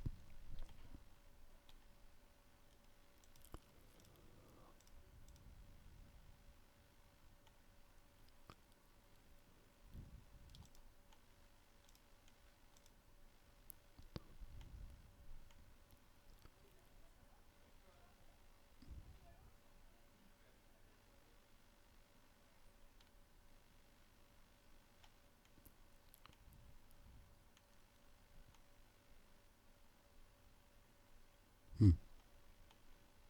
Bon, en tout cas, je suis satisfait d'un truc. 20 minutes, je suis obligé d'enchaîner parce qu'à 10h, j'enchaîne avec MVP. Je suis satisfait d'un truc, c'est que c'est un sujet extrêmement sensible, l'immigration en France, qui polarise les Français, comme ça polarise les citoyens dans plein de pays, hein. Il suffit de voir ce qui se passe aux États-Unis en ce moment. Et malgré vos divergences d'opinion, là vous êtes de 2380, malgré vos divergences d'opinion, vous arrivez à en parler. Vous arrivez à vous dire que vous n'êtes pas d'accord sur ce sujet avec des arguments parfois opposés. Et je trouve que déjà ça, c'est intéressant. Enfin, c'est déjà pas mal. Au vu de la polarisation de la société française sur ce sujet, avoir un espace comme ça où vous arrivez à vous dire que vous n'êtes pas d'accord et à échanger des arguments, des témoignages, des explications, je m'en félicite, quoi. Je trouve ça bien.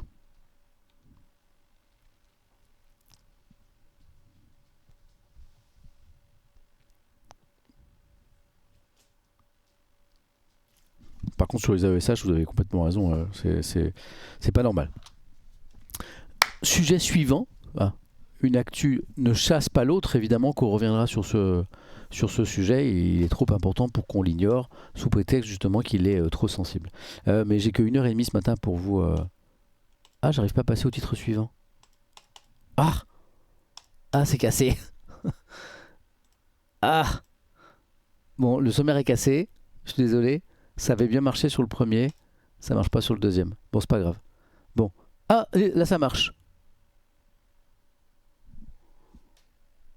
Si ça a marché. Ok. Bon, bah tant mieux. L'Iran. Alors j'en ai parlé très longuement hier. Oh, Sugar, c'est toi qui l'as fait? Ah, merci, super. Merci, Sugar. L'Iran, on en a longuement parlé hier. J'ai dû m'arrêter dans la lecture du dossier du Figaro parce que c'était trop fort, notamment avec des mini-biographies de 5 victimes entre 17 et 23-24 ans de la répression du régime iranien des Mollahs. Et c'était vraiment très fort, c'était un dossier incroyable. Et le Parisien en parle ce matin de l'horreur dans laquelle le pays a plongé. Et l'horreur, parfois les médias exagèrent, parfois les journaux exagèrent. Mais là le mot est juste. Le pays vit l'horreur. Je lis ce papier.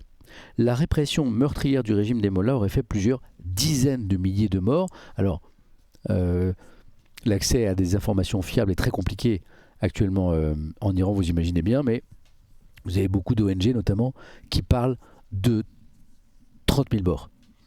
Non, 3 000 morts officiellement selon Téhéran, au moins 30 000 morts selon certaines ONG. Je vais vous lire un extrait de ce dossier, puisqu'il répète un petit peu ce qu'on s'est dit déjà hier avec le Figaro.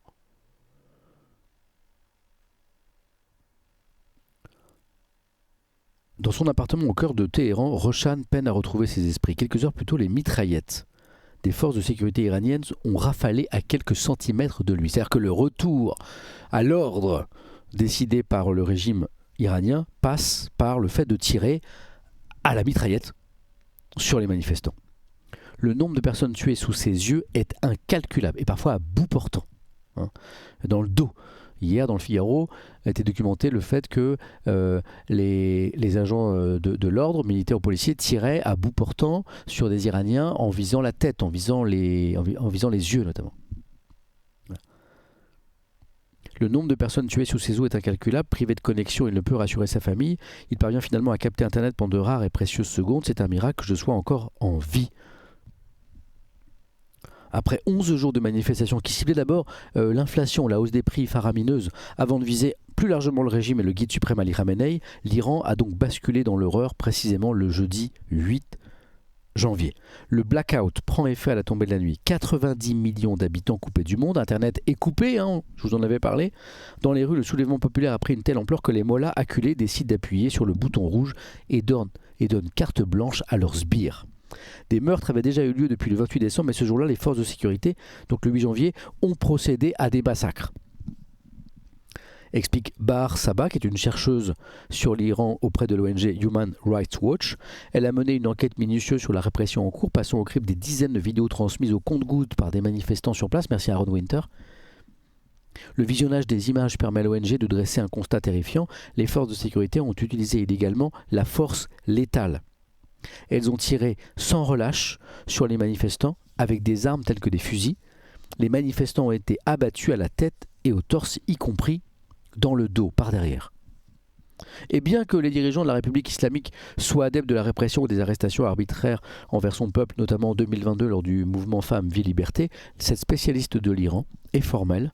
Il s'agit là d'un bain de sang sans précédent dans le pays.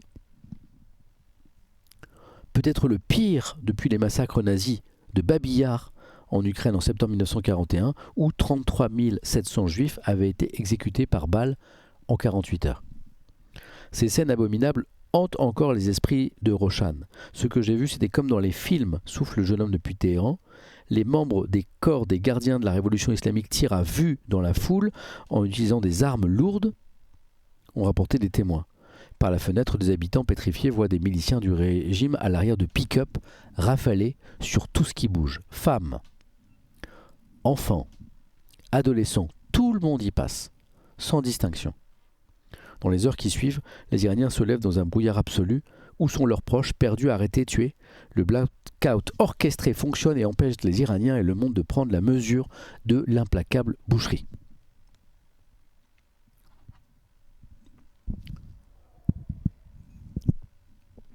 J'ai un joli propos islamophobe dans le chat ici, qui confond tout de Japunch 420. Je veux bien que vous modériez, s'il vous plaît, ce propos, qui est clairement un propos islamophobe.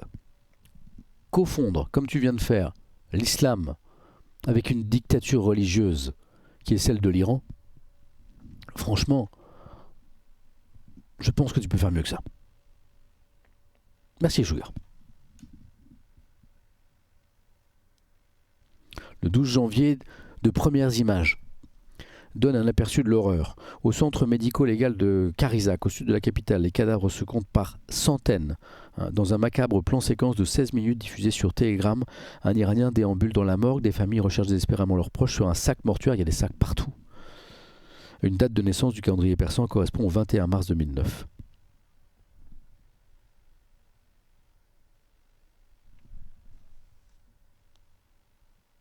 Date de naissance, 2009. Des mineurs tués par balle se trouvent parmi les dépouilles.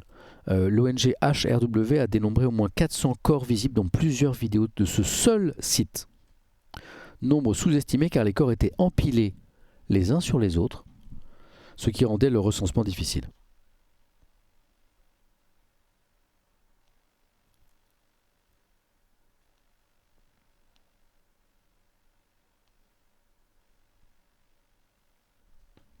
Hier, on a lu un papier dans le Figaro sur l'inaction de la communauté internationale et notamment des pays occidentaux. Le 15 janvier, Donald Trump a assuré que les tueries avaient pris fin, après avoir menacé de frapper en Iran. Mais la coupure d'Internet, les communications difficiles et l'opacité du régime rendent complexe cette affirmation.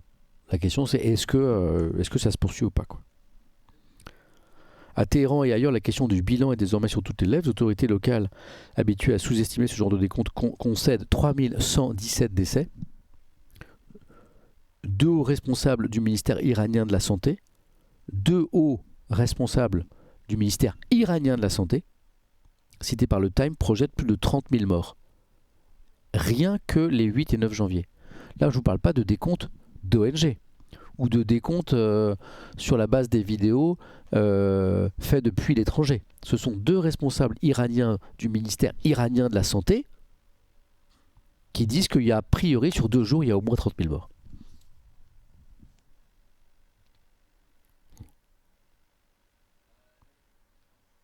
Tout un peuple est plongé dans l'inconnu. Presque chaque Iranien compte parmi ses proches un blessé, un prisonnier, un mort.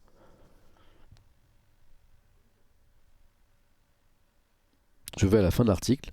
L'espoir d'un peuple de se soulever et de voir enfin le régime tomber s'est transformé en enfer. Voilà où on en est en Iran aujourd'hui. Je pense que cet article, je devais vous le lire, même si j'en avais déjà parlé hier.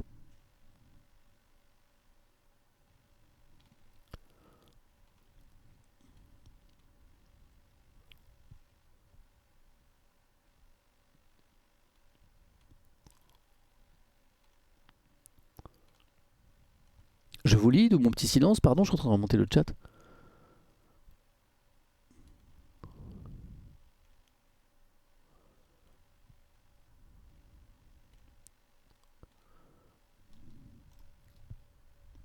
Vraiment pesant comme article. Oui, mais je suis obligé de vous le lire tech now. Moi aussi, je constate que l'info est anxiogène, hein. D'ailleurs, je vous invite à vous en protéger. Les médias vous rapportent ce qui ne va pas dans le monde. Voilà. Attention à la dose de mauvaises nouvelles que vous consommez. Voilà. C'est bien de vous informer, c'est bien de vous tenir au courant de la marche du monde. Ça fait de vous un citoyen qui essaie de se tenir au courant, un citoyen éclairé. Mais attention à la dose d'informations et de mauvaises nouvelles que vous consommez. Voilà. Quand vous sentez que cela pèse sur vous, voilà, il faut savoir aussi parfois prendre un peu de recul par rapport à tout ça. Et encore, on n'a pas les images, dit Ronan.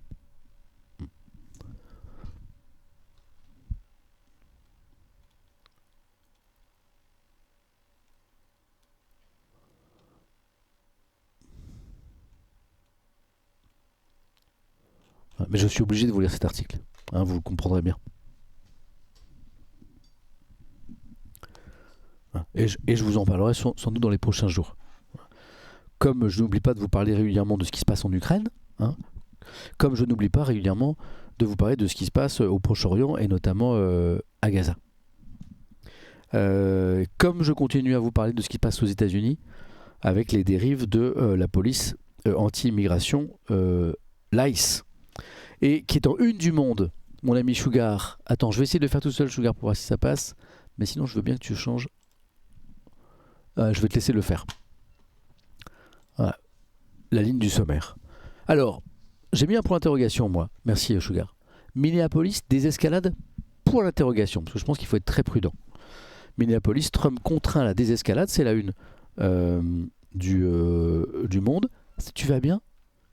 Tu veux faire maintenant? Bien sûr.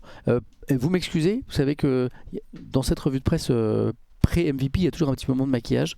C'est le moment du maquillage parce qu'il faut être beau pour MVP. À la maison, vous avez le droit à ma tête de base, mais ici, vous avez droit à une tête améliorée. Et c'est à toi de jouer. Désolé, je suis pas un bon élève. Hein. Je vais essayer de pas trop bouger. Et je lis mon dossier sur Trump en même temps. Attends, Tu veux que j'enlève le... Ça va aller? J'essaie de bouger le moins possible. Bon, c'est un peu surréaliste parce que je vous lis le truc sur Trump, mais on essaie de faire deux choses en même temps. Sinon, ça veut dire que je suis obligé de m'arrêter et de vous mettre en pause. Donc, je lis le dossier du Monde. Le Monde, Minneapolis, Trump contraint à des escalades. Face au choc provoqué par la mort de René Good et d'Alex Pretty, tués par des agents fédéraux, le président américain amorce une sortie de crise. C'est ça qui est intéressant, c'est ça qui est nouveau par rapport aux derniers jours.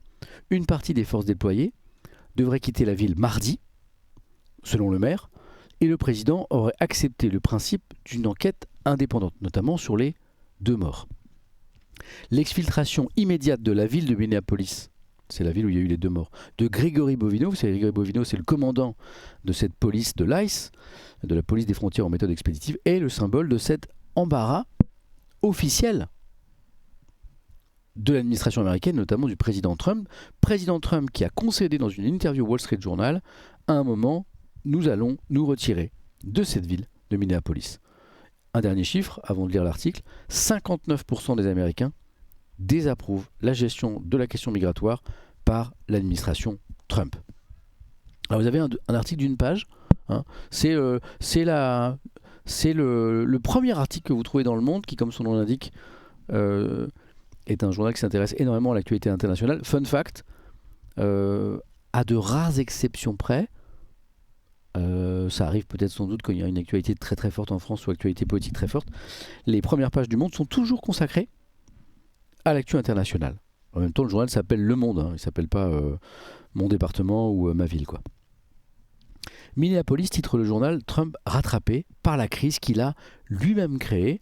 Les sondages très négatifs contraignent donc le président américain à la désescalade dans la ville du Minnesota où la police de l'immigration a tué 2 habitants. Trump, rattrapé donc par la crise qu'il a lui-même créée, estime Le Monde. Je vous lis cet article un petit peu en diagonale. Je vous donne l'essentiel de cette correspondance à Washington de Piotr Smolar, le journaliste du Monde. Et si vous voulez le lire, n'hésitez pas à aller lire cet article dans Le Monde, qui est la dernière édition qui est sortie hier après-midi.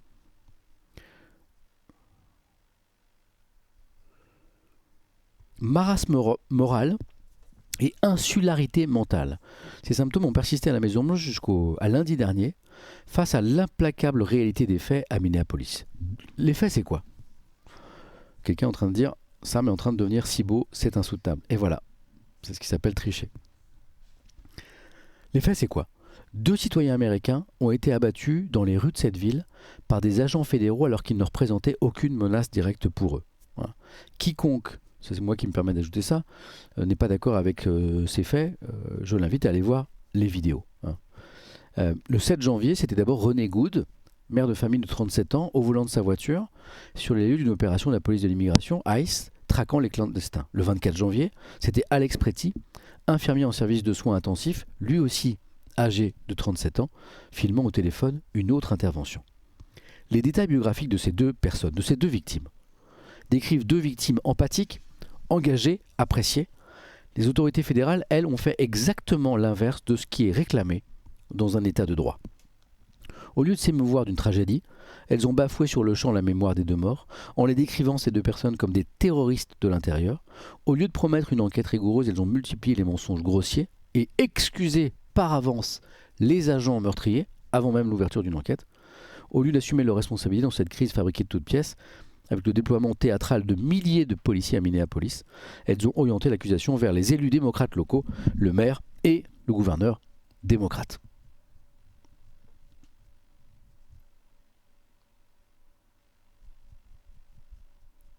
Je vous lis. Attention Sam, tu te fais attaquer par un pinceau sauvage. J'adore. Mais face à l'onde de choc et à la puissance des images, puisque ces deux assassinats, ces 2 meurtres sont documentés, la réalité parallèle défendue par le monde MAGA, Make America Great Again, s'est effritée. À un moment, nous allons nous retirer, a déclaré Trump dimanche. Voilà.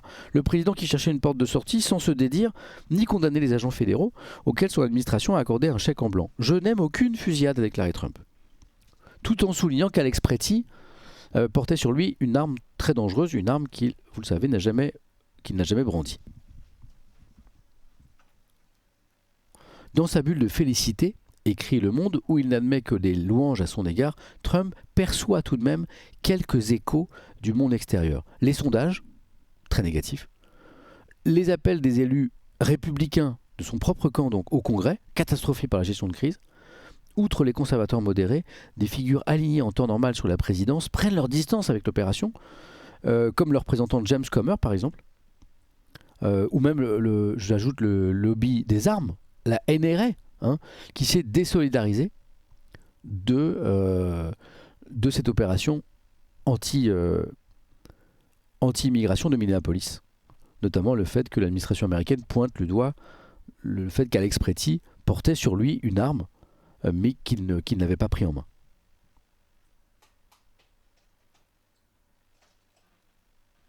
Et du coup, résultat de tout ça, à la mi-journée, Trump a publié un message sur son réseau Truth Social après un entretien téléphonique avec Tim Walz. Donc Tim Walz, c'est le gouverneur de l'État. Le ton était aimable, le changement de pied manifeste, il était question de travailler ensemble. Le gouverneur de l'État, donc Minnesota, a donné des infos. À l'en croire, le président aurait accepté le principe d'une enquête indépendante. Voilà.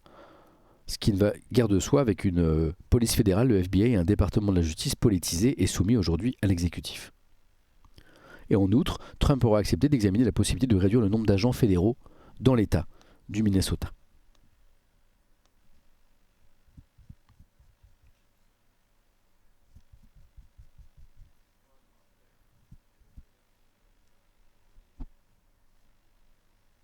Comme à son habitude, je vous lis pas tout l'article, hein, Trump ne reconnaît pas un recul.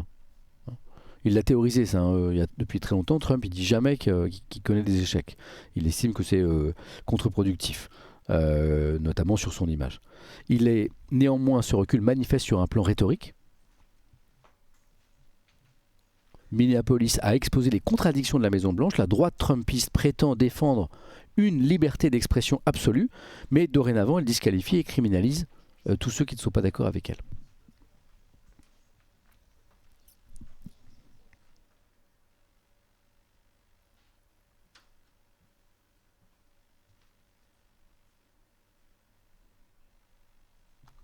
Le dossier est très complet, je vous en lis qu'une partie. Hein.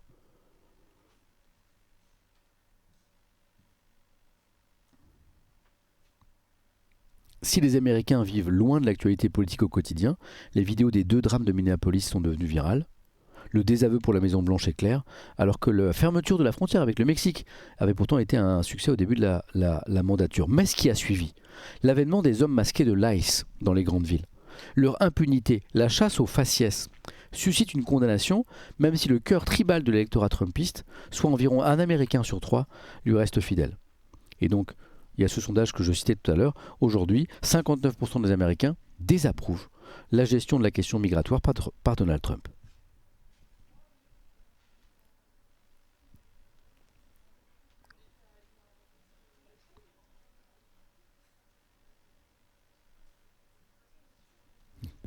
Je vous lis pas la totalité de l'article parce que la plupart des infos qu'il y a dedans, qu'est-ce que tu en penses? Ah, avec plaisir. Ça va sinon? Après MVP, je ferai une petite série de photos c'est gentil, pour le salon qui se tiendra en avril. Je vous donne des news en exclu. Il va y avoir un salon MVP. Un salon, les gars. Genre une salle Omnisport, un salon MVP. Avec des stands, avec des masterclass, avec des conférences, avec du stream. Vous voyez, genre le salon de l'automobile? Ben pareil, mais en MVP. Ouais. Et ce sera en avril. C'est un gros travail sur plusieurs mois. Et tout à l'heure, je ferai des petites photos pour la communication. Merci beaucoup. Mais je vous en reparlerai. Est-ce qu'il y aura des pinceaux? Oui, il y aura des pinceaux. Je vous lis sur les États-Unis. Mais en vrai, ça va être énorme. Hein. C'est pas Stade de France, mais presque. Voilà. En fait, c'est pour transformer en salon l'expérience MVP. Ah, bien sûr. Et là, on s'équipe en micro. Bien sûr. Attends, est-ce que je vais garder mon pull? Oui. Oui. Oui. Non, il fait pas trop chaud aujourd'hui. Merci à toi. Ça va, ça tient?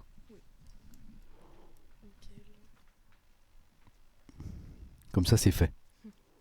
Parce qu'en fait, dans 17 minutes, les amis, il sera 10h, on passera à MVP. Le studio est devant moi, il y a quelques mètres. Et en fait, vous l'avez compris, là, on est en train de s'équiper pour que la transition, le temps d'un jingle de 10 secondes, soit qu'il n'y ait pas de pause, quoi. Tac. Merci à toi. Et je vais juste le fixer derrière. Ouais. ou dans la poche. Bon, bah, on peut le mettre là si tu veux. Tu l'allumes déjà ou pas? Comme tu veux. Je l'allume. Ouais. Merci. Super. Merci beaucoup. À tout à l'heure. Les gens sont très gentils ici.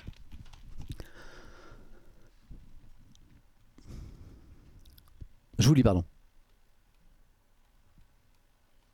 Non, on lève le pull. Non, il fait pas trop chaud, je vais rester en suite. Donc je remonte sur les États-Unis, pardon, je voulais vous lire.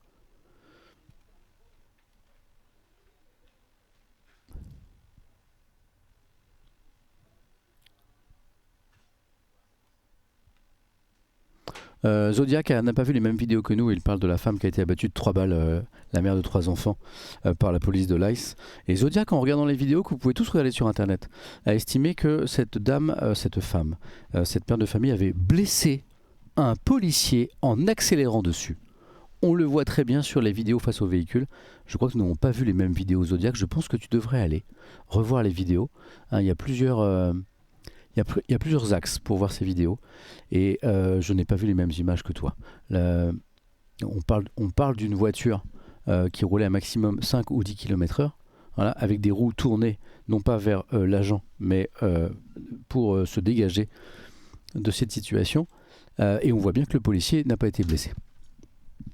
Waouh! Les fake news, ça commence aussi par un regard pas assez rigoureux et attentif.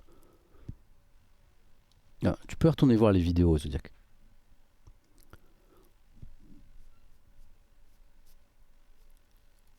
Et le policier est en pleine forme.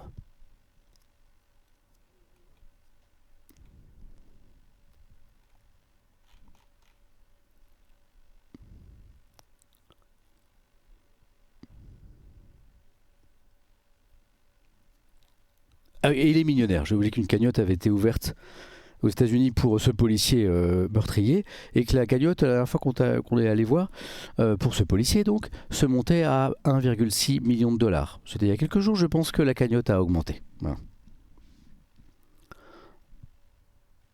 Après Zodiac, si c'est le camp que tu veux choisir, libre à toi. Mais ça n'est pas le mien. Sans parler des derniers mots de la victime et de son agresseur. Si on rentre dans le détail, c'est encore plus catastrophique, tu as raison.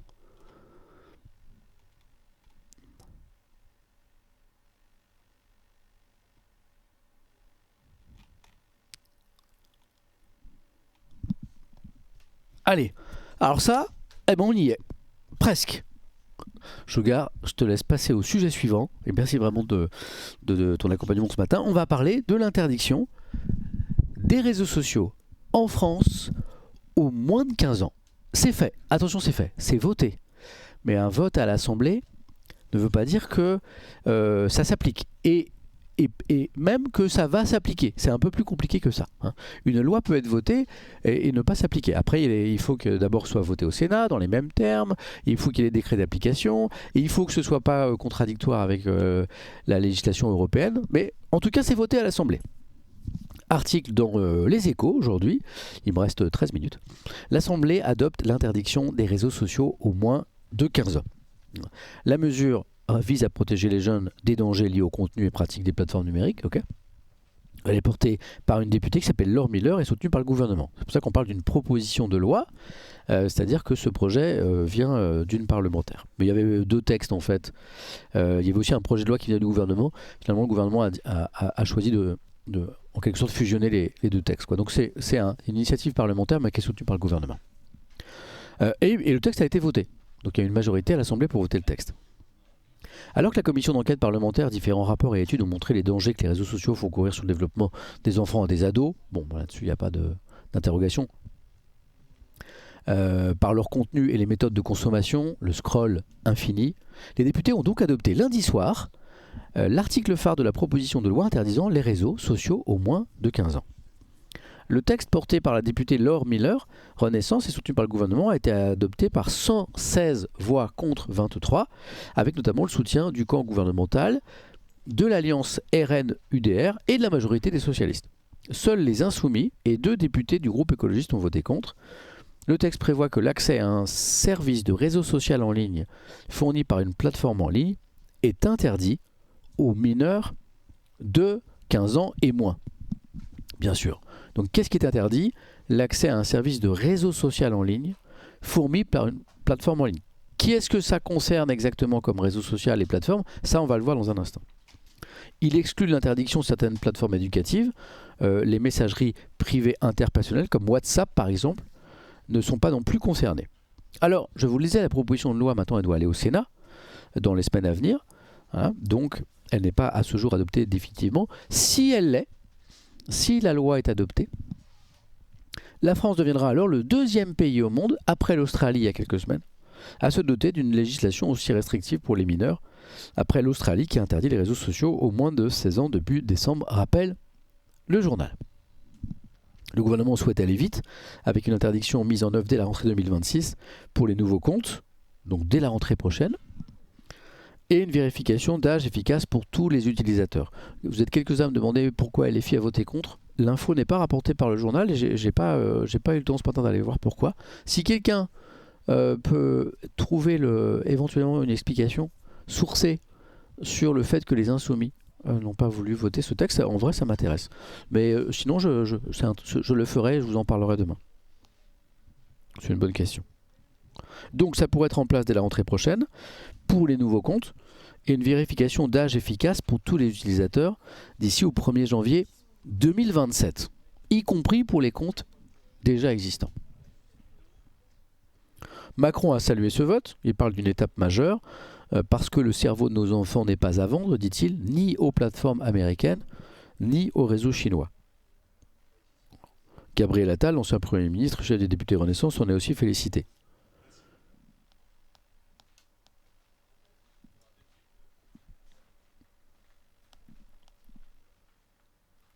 Alors, moi je vous l'ai dit, hein, ce texte est voté par l'Assemblée, ça ne veut pas dire qu'il va s'appliquer. D'abord, il faut qu'il soit voté par le Sénat, après il faut qu'il y ait des décrets d'application.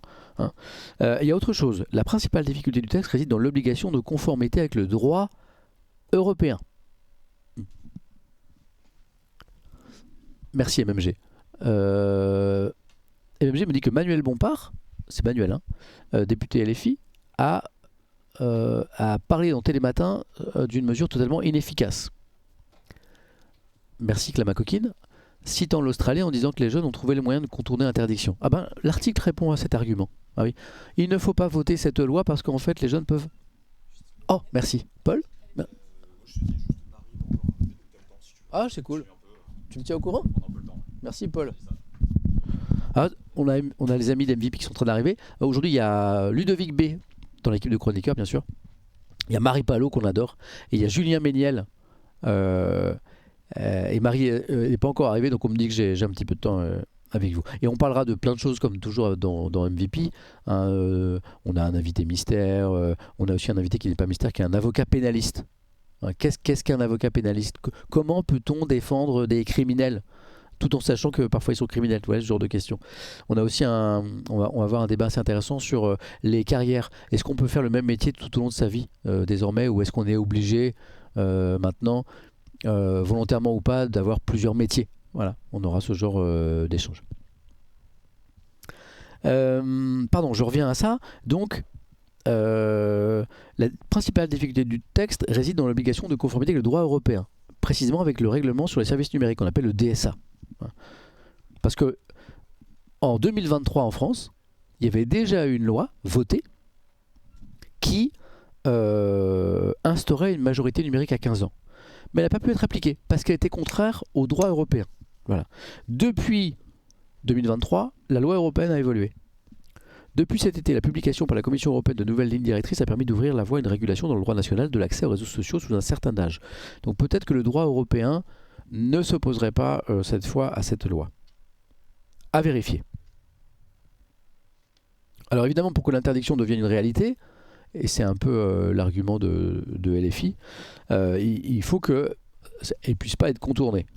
Un système de vérification d'âge efficace devrait être mis en place. Des travaux sont déjà en cours au niveau européen. Un tiers de confiance qui ne serait ni l'État, ni les plateformes de réseaux sociaux pourraient procéder soit par reconnaissance faciale, soit par téléchargement de documents d'identité. Plusieurs députés ont toutefois estimé que des contournements par des mineurs seraient inévitables. Donc ça, c'est l'argument que m'ont rapporté certains dans le chat pour expliquer le vote contre de LFI, que les contournements par les mineurs seraient inévitables. Et la députée qui porte ce loi a répondu, mais est-ce une raison pour renoncer que certains contournent la loi? Voilà. J'ai un avis sur la question, mais je vous le dirai peut-être tout à l'heure. Alors, les Échos fait un travail très intéressant parce que se penche justement sur tous les défis à venir pour cette loi, pour qu'elle s'applique vraiment. Le dossier est vraiment bien fait. Il est page 22 dans les Échos du jour. Voilà. Ce volontarisme, cette loi votée par les députés, cache néanmoins encore de nombreux défis à relever avant que cette loi n'entre en vigueur.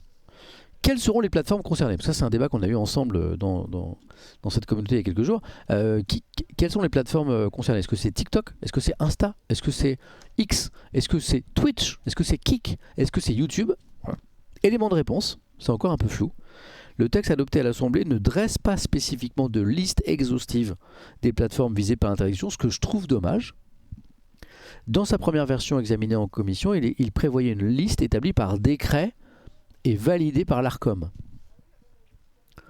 Cette partie a été réécrite in extremis par le gouvernement afin de renvoyer spécifiquement à la définition d'un réseau social tel que défini à l'échelon européen. Bon, finalement, le texte ne cite pas nommément des noms, et donc on en est à supposer. Bon, moi, cette zone de flou m'embête un peu. Voilà, parce que le flou, quand c'est flou, il y a un loup. Ouais. On peut supposer que des plateformes comme TikTok, Instagram, Facebook, X, Snapchat seront concernées. D'autres comme Wikipédia ou les encyclopédies en ligne sont explicitement exclues. Pour certaines comme WhatsApp ou YouTube, dont le but premier n'est pas d'être un réseau social, l'application restera accessible à tous, mais en revanche l'accès aux fonctionnalités... Salut Julien! Salut Ludo! Vous allez bien? Hello! Hello! T'as l'équipe de MVP qui se met en place. L'accès aux fonctionnalités sociales de YouTube par exemple, ou de YouTube, l'accès nécessitera une vérification d'âge. Voilà. C'est flou, hein. Ça m'ennuie un peu cette histoire. Voilà, ce flou là. De Twitch, pas un mot de Twitch par exemple. Voilà. Ils ont rien à foutre de nous, quoi. Est-ce que la loi peut être retoquée par l'Union Européenne? Oui, c'est possible. Ça a été le cas en 2023. Donc ça, à suivre. Mais un porte-parole de la Commission européenne, mardi, a déclaré que l'Hexagone avait le droit d'interdire les réseaux sociaux aux moins de 15 ans, tout en rappelant que ce sera à la Commission de s'assurer que les réseaux mettent en place la vérification de l'âge des utilisateurs. Voilà. Bon, y a Ecodas qui dit WhatsApp pas concerné alors que c'est un grand vecteur de harcèlement.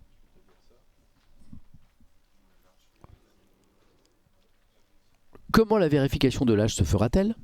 Le débat suscite beaucoup de remous de la part de nombreux observateurs.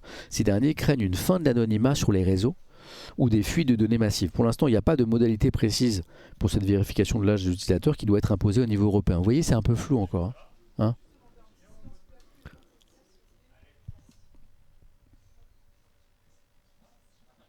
Y a-t-il des risques de contournement? Bah, évidemment. Dans les faits, le contournement de cette loi restera possible. Une plateforme sociale interrogée ne se fait d'ailleurs pas d'illusion sur la capacité des ados à transgresser les règles.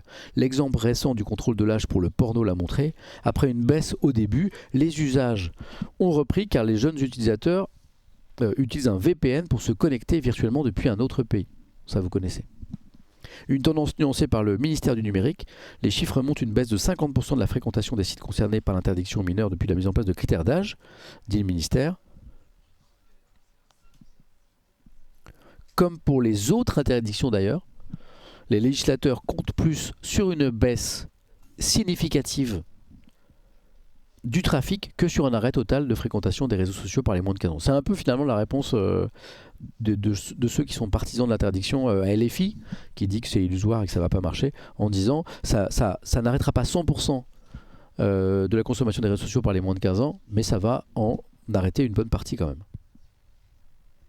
Voilà. Je vous lis. Oui.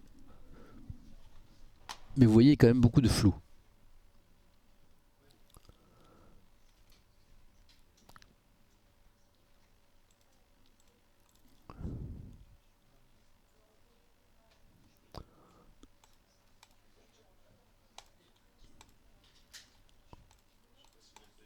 C'est un sujet trop technique pour un législateur, dit Scotty. Il conviendra d'attendre qu'une commission technique au niveau ministériel prenne le temps de fixer une liste par décret. Oui, oui, mais du coup, là, finalement, il y a une loi qui est votée, mais on ne sait pas bien ce qu'elle va produire, quoi. En fait, c'est un principe qui a été voté finalement.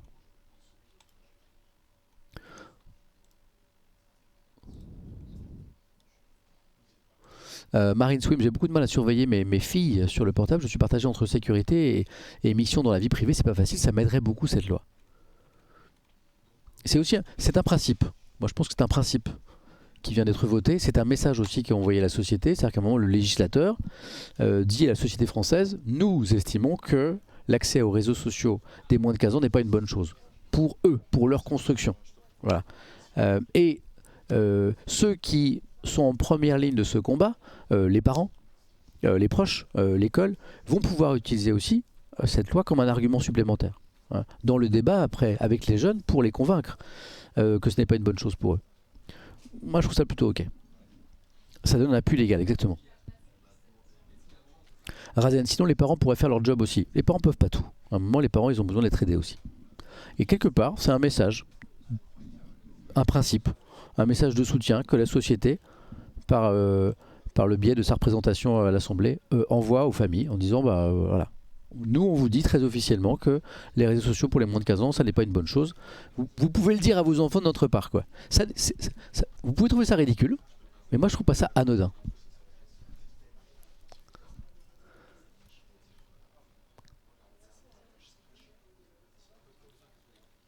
Les jeux vidéo avec un chat pourraient également être touchés, me dit Ecodas.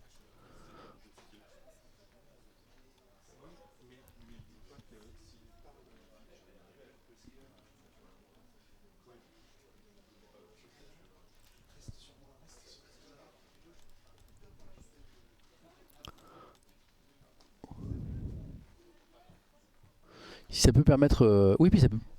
Ouais, Paul. Ah, ça marche bien, ouais. Marie est au maquillage. MVP est sur le... Merci. MVP est sur le point de démarrer parce que Marie Palot est au maquillage. C'est la dernière membre de l'équipe qui nous a rejoint. Donc on aura de nouveau beaucoup de questions, beaucoup d'interrogations. Je trouve que le principe général est intéressant. Mais vous avez vu, on ne sait pas encore comment ça va se dérouler concrètement. Sugar, je te laisse passer sur le dernier sujet. Sachant que... Hop, attendez, je vais essayer de copier le sommaire justement. Copier sommaire et l'envoyer ici à Vincent, mais je pense que ça va pas marcher. Ah, attends, Vincent, c'est celui qui s'occupe de mettre cette revue de presse en podcast audio et sur ce, désolé, ça ne marche pas. Je ne vais pas pouvoir lui envoyer les titres. Ça ne marche pas.